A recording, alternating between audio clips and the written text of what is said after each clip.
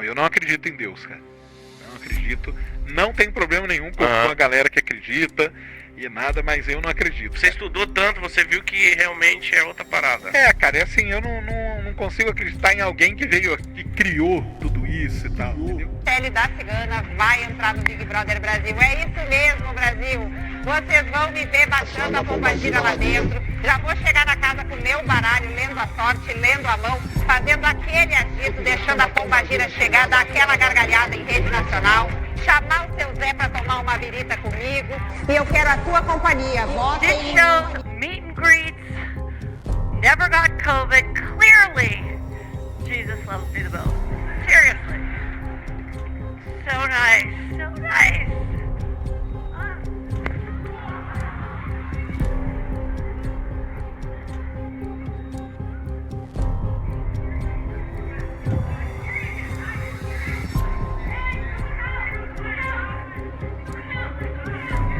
Complicado também.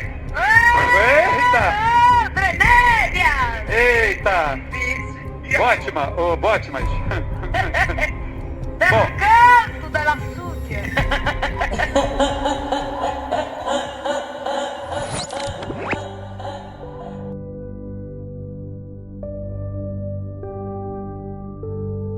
Deus existe? Se Deus existe, por que ele permite maldade no mundo?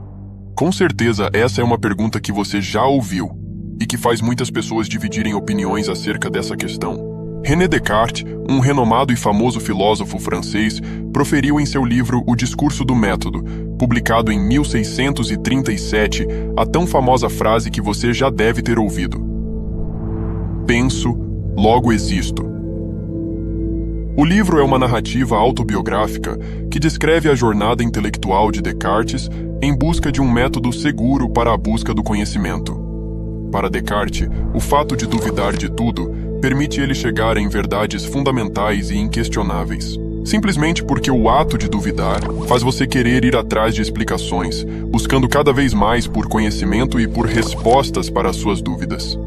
Mesmo com toda a dúvida, Descartes percebe que há algo que não pode ser questionado: o próprio ato de duvidar. Mesmo que seja enganado sobre outras coisas, ele não pode duvidar do fato de que está duvidando. Calma, eu acho que você não entendeu nada. Vou te mostrar na prática como funciona.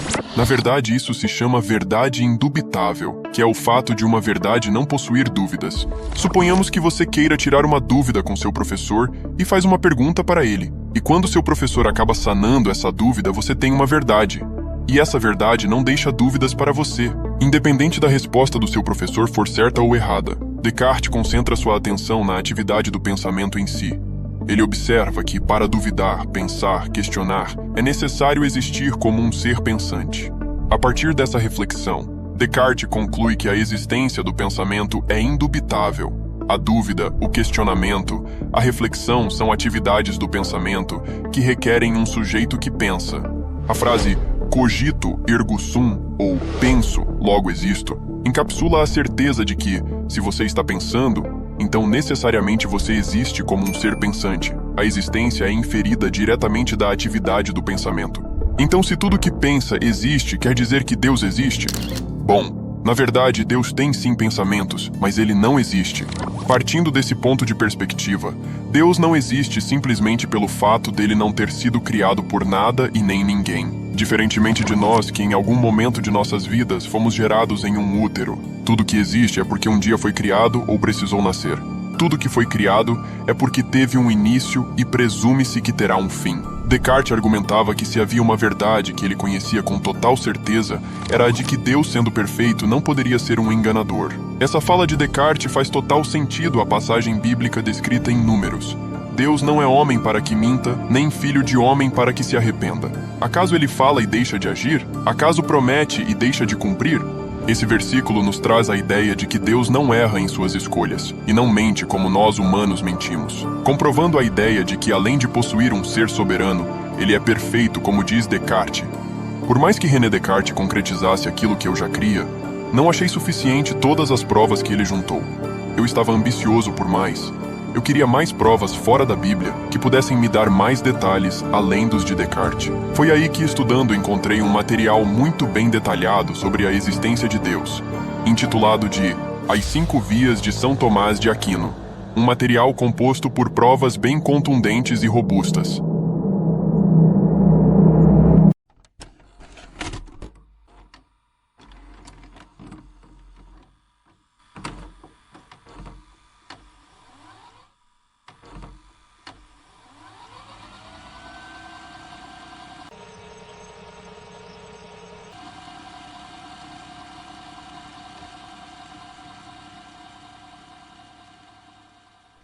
São Tomás de Aquino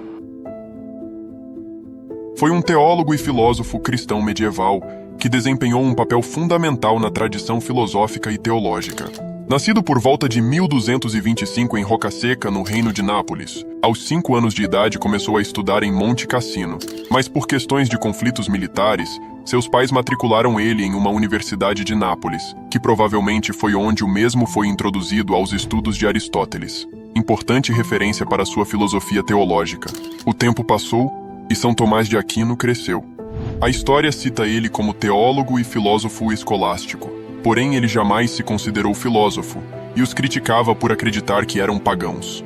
Tomás via a teologia, a doutrina sagrada, como uma ciência cuja matéria-prima eram as escrituras e a tradição da Igreja Católica. Estas fontes, por sua vez, seriam, segundo ele, produtos da autorrevelação de Deus a indivíduos ou grupos de indivíduos através da história. Finalmente, fé e razão, distintas e relacionadas, seriam as duas ferramentas primárias para processar os dados teológicos. Ele acreditava que ambas eram necessárias, ou melhor, que a confluência de ambas era necessária para obter-se o verdadeiro conhecimento de Deus. O objetivo final da teologia, para Tomás, era utilizar a razão para perceber a verdade sobre Deus e experimentar a salvação através desta verdade. Como católico, Aquino acreditava que Deus é o Criador do céu e da terra e de todas as coisas visíveis e invisíveis. Tomás acreditava também que era possível provar a existência de Deus com apenas 5 argumentos, amplamente conhecidos como as 5 vias. Constatamos que neste mundo todas as coisas se movem, entendendo o movimento aqui num sentido aristotélico como levar algo da potência para o ato. Se algo é movido, ele deve necessariamente ser movido por outro. O que é movido deve necessariamente estar em potência em relação àquilo que move, assim como aquilo que move deve necessariamente estar em ato em relação àquilo que é movido. Para entendermos melhor, podemos usar um relógio de corda como exemplo. Quando abrimos este relógio, podemos perceber que existem ali várias engrenagens que trabalham juntas. Porém, o movimento inicial que faz todas as outras engrenagens girarem, dá-se início com o ato de dar corda ao relógio, ou seja, girar a coroa. Basicamente, girando a coroa, uma mola é pressionada e, por meio do seu movimento natural de volta ao formato original, faz com que a energia gerada possibilite o funcionamento de todas as engrenagens.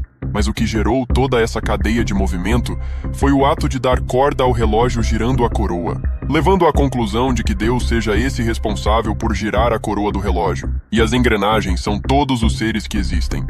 Para Tomás, a segunda via é a que parte da razão da causa eficiente. A causa é entendida como aquilo pelo qual algo vem a ser. Para ele, não é possível que algo seja causa eficiente de si próprio, senão seria anterior a si próprio. Todo ente necessita de uma causa eficiente necessariamente anterior a si próprio. É mais ou menos assim. Nenhuma coisa ou ser muda por si mesmo. Assim como a madeira não se transforma em cama sem que alguém a faça, assim é também com o bronze. O mesmo não se torna estátua sem que alguém o faça. Se não existisse essa causa primeira, não existiriam nem as intermediárias, muito menos o efeito último. Como nossos sentidos nos atestam a existência do efeito último, necessariamente deve existir a causa primeira, que Aquino denomina ser Deus. Para Tomás, a terceira via procede do possível e do necessário. Coisas podem existir e não existir. Algo só pode existir a partir de algo que já existia, pois do menos não é possível surgir um mais. Não tem como você dar algo que você não tenha. Você só existe porque seu pai e sua mãe lhe colocaram na existência que eles já possuíam. mas eles são dependentes de outros para começarem a existir, e assim sucessivamente. Se começarmos a regredir e voltar ao tempo, chegaremos ao ponto que algo já existia antes de nós, e que tudo depende dele para existir. Esse seria o ser necessário, que é causa da necessidade dos outros. Esse ser é chamado Deus.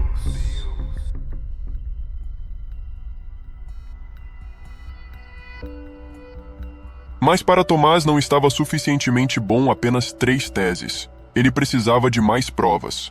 A quarta via para Aquino examina o grau de perfeição que é encontrado nas coisas. Essa via explica que nossos sentidos captam que entre as coisas existe certa relação de graus. Algo pode ser considerado mais ou menos bom, mais ou menos verdadeiro, mais ou menos nobre.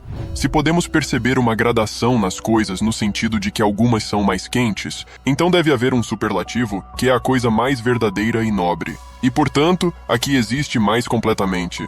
Para Tomás existe algo que esteja mais próximo do grau de perfeição e outros que estejam mais distantes. Nesse sentido, há um ser que é supremo em bondade, beleza e verdade, e que é a causa de tudo isso com os outros seres. Assim como o fogo é maximamente quente e é causa do quente, há um ser que é causa do ser, da bondade e de qualquer perfeição que é chamada de Deus. Em poucas palavras, algo só é belo porque participa de algum grau da beleza em ser. O governo das coisas é a quinta e última via de Tomás de Aquino. Para entendermos essa via, é necessário considerar o sentido de fim, considerado a partir da causa. O fim é o que vai determinar o princípio do ser, ou seja, vai estar no princípio da ação. O agente age em vista de um fim. Da mesma forma que o fogo tem tendência a subir, uma bola que jogamos ao ar livre tende a cair.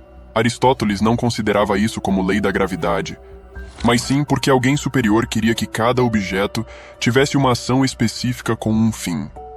Nessa quinta via, Tomás explica que as coisas, mesmo aquelas que necessitam de conhecimento, tendem para um fim, para alcançarem o que é ótimo. Mas isso não acontece por acaso. Não pode uma coisa que necessita de conhecimento tender por si mesma para esse fim. É necessário afirmar a existência de algo inteligente que governa todas as coisas naturais ao fim. Esse algo se chama Deus. Primeiro motor, primeira causa, ser necessário, ser por essência e suprema inteligência ordenadora da natureza são os atributos de Deus que as 5 vias de São Tomás de Aquino nos proporcionaram.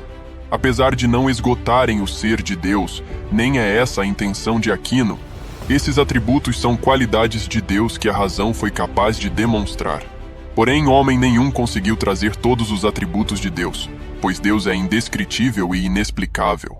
Quando finalmente me senti satisfeito em extrair conteúdos filosóficos sobre a existência de Deus, decidi deixar a filosofia de lado e então fui atrás de materiais mais recentes que pudessem me ajudar a construir mais teses sobre a existência de Deus. A matemática, por sua vez, seria a próxima que eu iria explorar.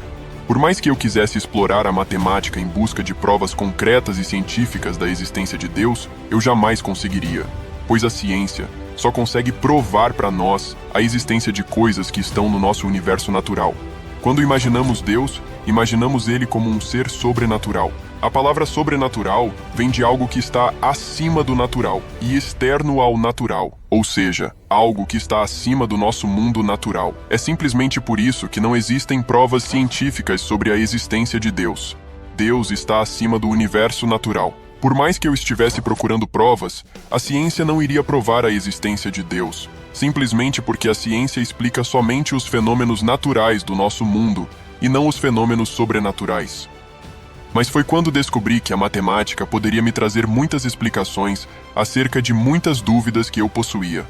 A matemática é infinita e é também capaz de explicar tudo o que existe no nosso universo, desde as coisas mais simples até as coisas mais complexas, desde as coisas mais pequenas até as coisas mais grandes. Alguns estudiosos afirmam que a matemática foi criada pelo homem e é natural do nosso universo. Outros estudiosos vão afirmar que a matemática sempre existiu, e na medida que estudamos sobre o mundo, vamos aprendendo mais sobre a matemática. Acho que foi criada ou descoberta? Essa é uma boa pergunta. It was created. Some mathematics are discovered, some are created. A matemática é descoberta. Eu acho que são as duas coisas. pergunta que nós nos devemos fazer é: será que se um dia um marciano aparecer aqui, ele vai trazer a mesma matemática que nós temos? Se ele trouxer a matemática que nós temos, quer dizer que a matemática é descoberta, porque ele descobriu na natureza exatamente a mesma matemática. Se ele tiver outra matemática diferente, então é porque é inventada, porque cada um de nós inventou uma matemática diferente com a realidade que tinha. Basically, of course, there are mathematical features everywhere. For example, you can look in a flower and discover the mathematics, but this is nature. We have invented the language of mathematics, I would say. It is true that you'd find it everywhere, but you wouldn't find it if you hadn't created mathematics. Mesmo com tantas linhas de raciocínio diferentes, pude crer que a matemática consegue explicar tudo o que está no nosso universo. Isso significa que ela é maior que o próprio universo e maior do que qualquer ser humano. A matemática existe exclusivamente na nossa mente. Mas, apesar de ela só existir na nossa mente, a matemática, ela explica tudo. A matemática explica coisas simples, como 1 mais 1 é igual a 2, até fenômenos extremamente complexos. O fato da matemática conseguir explicar como o universo funciona nos prova que ela está acima do universo e é maior que ele. A matemática simplesmente é algo sobrenatural. É algo que não podemos tocar, não podemos cheirar, não podemos comer.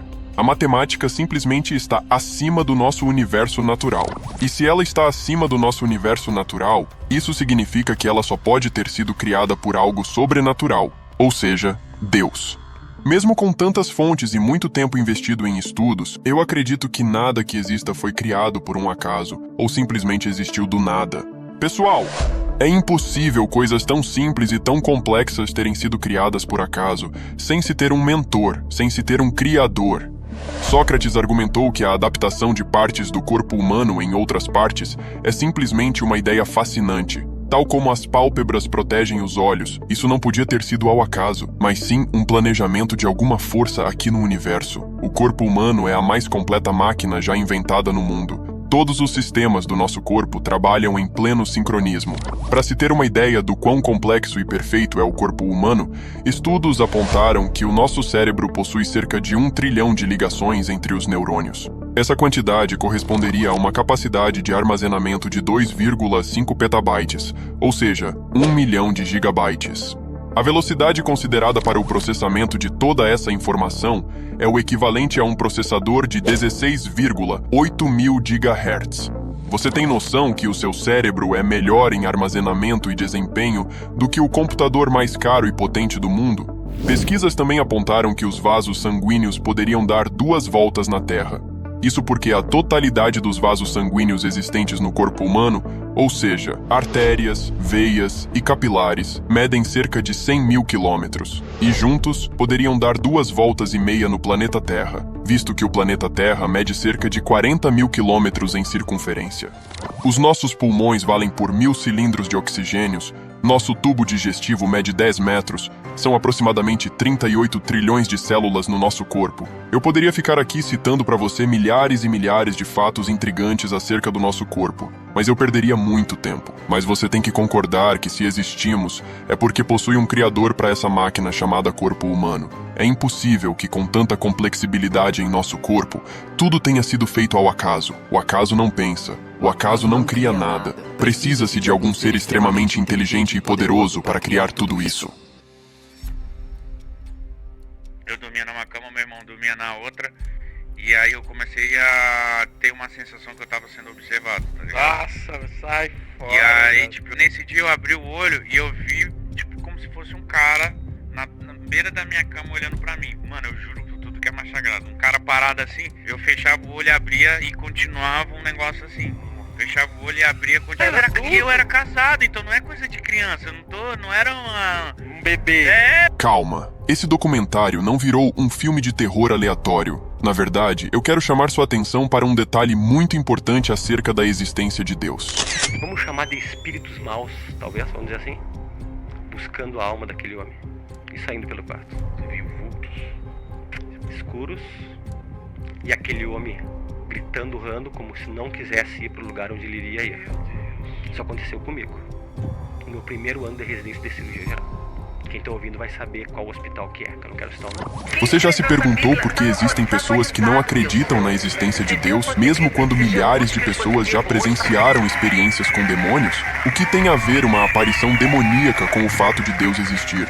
Na verdade, a existência de Deus e a existência do diabo são fatos que estão diretamente interligados. Porque quando eu subo... Ele caça os capeta? É, eu vi uns... Tem que ir lá em casa porque eu vejo uns fantasmas lá em casa, mano. Sério? Entendeu? Mano, leva que você vai ficar em choque. Perceberam a naturalidade do Mítico e do Igor ao falarem de experiências sobrenaturais que eles presenciaram? Mas o que tem a ver isso com a existência de Deus? Na verdade, tem tudo a ver, muito mais do que você imagina.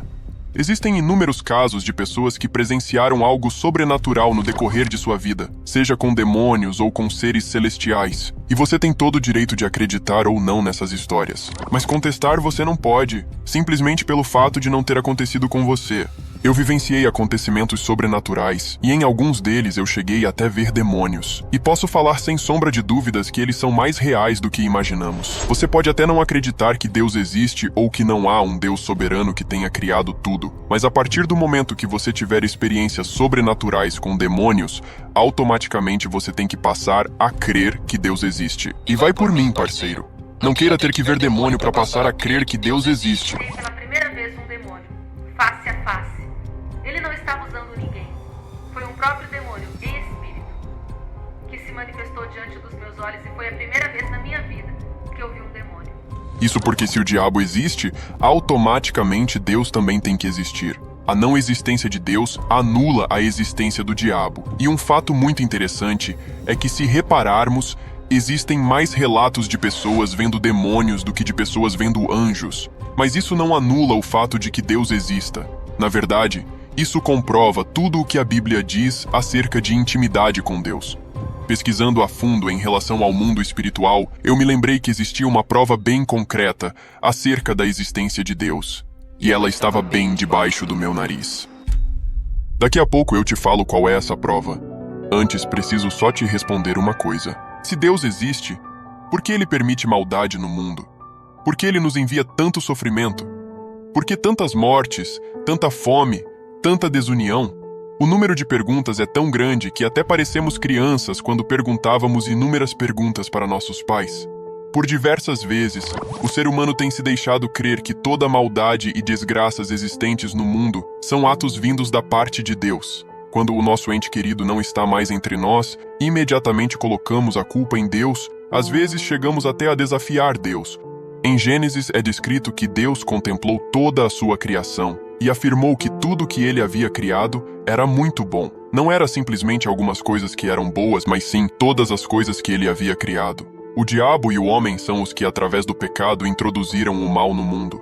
Sempre que fazemos essas perguntas, deduzimos indiretamente que ou Deus não existe ou Deus não se preocupa com a gente, e sempre esquecemos que também nós somos agentes ativos na história. Atribuímos a Deus coisas das quais nós somos responsáveis. Somos nós que, pelo pecado, introduzimos o mal no mundo. Isto desde o princípio em Gênesis. E o mal só existe no mundo porque temos o livre-arbítrio entre escolher fazer o bem ou fazer o mal. Deus poderia mudar a personalidade de todas as pessoas do mundo para que não pudessem pecar. Isto também significaria que não teríamos o livre-arbítrio. Não seríamos capazes de escolher entre o certo e o errado, porque seríamos programados para apenas agir corretamente. Se Deus tivesse escolhido fazer isso, não haveria relações significativas entre ele e a sua criação. Seríamos apenas marionetes programadas a seguir um roteiro.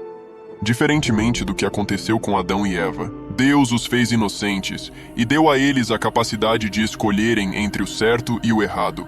A escolha incorreta deles causou consequências para eles e para todo o mundo. Mas não adianta culpar Adão ou Eva. Se estivéssemos no lugar deles, talvez faríamos até pior. Quando você pensa que Deus não deveria deixar acontecer maldade no mundo porque Ele é um bom Deus e porque um bom Deus não permite maldade ou coisas do tipo, na verdade é justamente o contrário. Pesquisando a fundo em busca de materiais para afirmar mais a minha tese, achei no site Got Questions um artigo muito bem detalhado acerca disso. E o que me chamou mais atenção foram os exemplos usados com uma variedade de detalhes profundos que o escritor usou.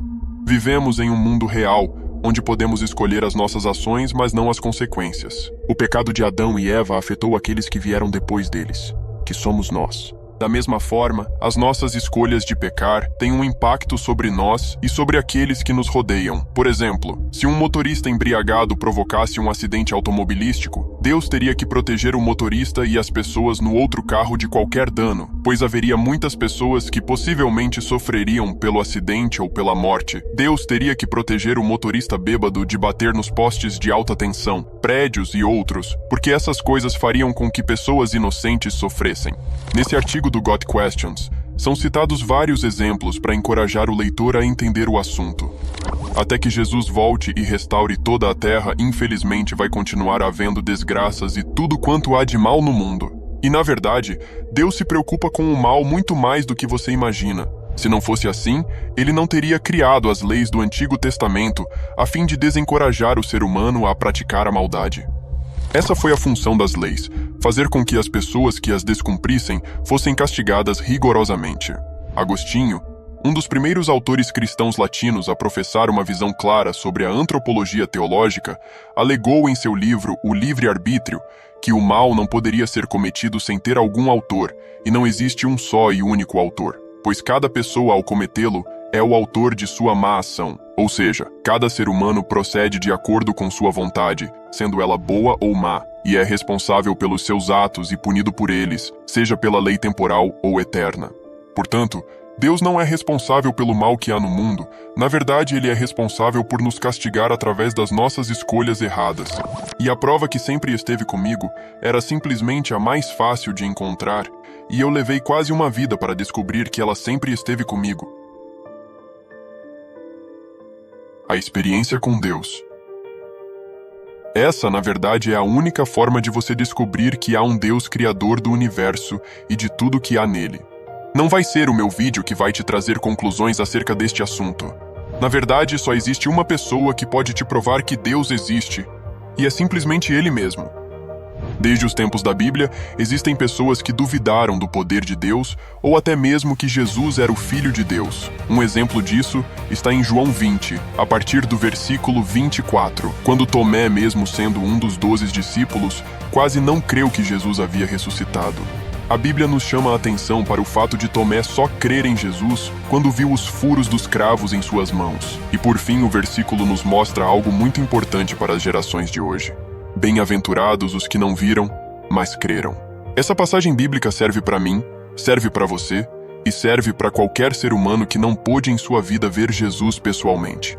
Por mais que existam teses de grandes filósofos, grandes teólogos, por mais que a ciência tente explicar se Deus existe ou não, nunca se prenda a isso, pois são argumentos fundados por homens. Busque a presença de Deus através dele mesmo. Peça um sinal a ele e esteja disposto a pagar o preço por esse sinal. Se você quiser provar do amor de Deus, lembre-se que ele está disposto a se revelar para você. Abra a porta do seu coração e permita Deus entrar, pois eu tenho certeza que você, assim como eu, terá plena convicção de que há um Deus criador dos céus e da terra.